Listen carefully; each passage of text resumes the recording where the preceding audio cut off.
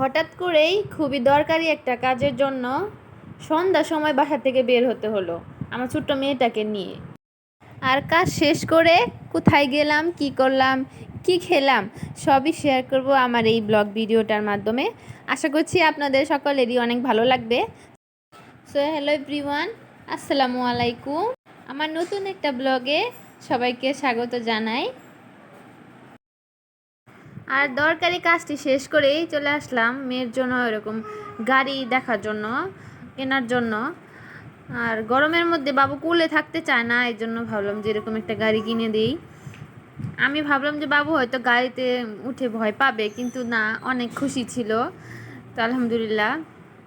আর তারপরে আমরা আসলাম হচ্ছে স্ট্রিট ফুড খাওয়ার জন্য।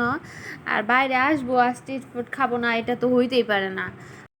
আর বাইরে স্ট্রিট ফুডগুলো আমার আর আমার হাজব্যান্ডের দুজনেরই অনেক পছন্দের, যদিও এটা স্বাস্থ্যের জন্য একদমই ভালো না, কিন্তু তারপরও বাইরে আসলে কিন্তু খাওয়াই হয়। আর এখানে স্ট্রিট ফুড খেতে এসে দেখলাম একজন আপু, সে বিজনেস করতেছে, ফুডকার্টের মাধ্যমে খাবার বিক্রি করতেছে।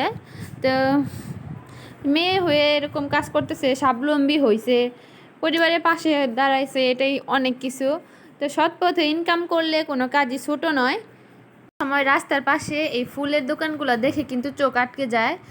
ফুল দেখলে অনেক শান্তি লাগে, অনেক ভালো লাগে। আর ফুল দেখতে দেখতে একটু সামনে হাঁটতেই চলে আসলাম আমরা আড়ংয়ের শোরুমে। তো আড়ংয়ের শোরুমে যাওয়ার উদ্দেশ্যই ছিল আমার ফেসের জন্য একটা সোপ নেওয়ার জন্য।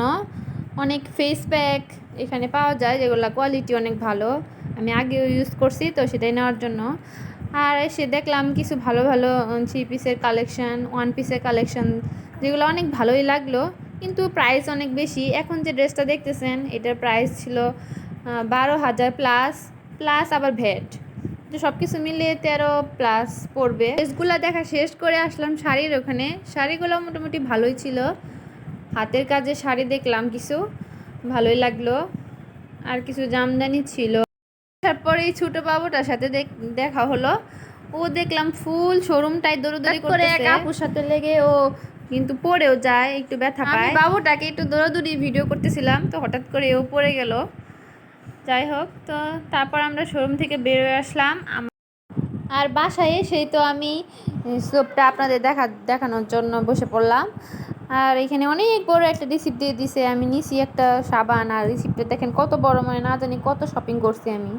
তো এই তো হচ্ছে সেই সাবানটা, এটা ফেসে ইউজ করার জন্য। তো আজকে ভিডিওটা এ পর্যন্তই, আল্লাহ হাফেজ।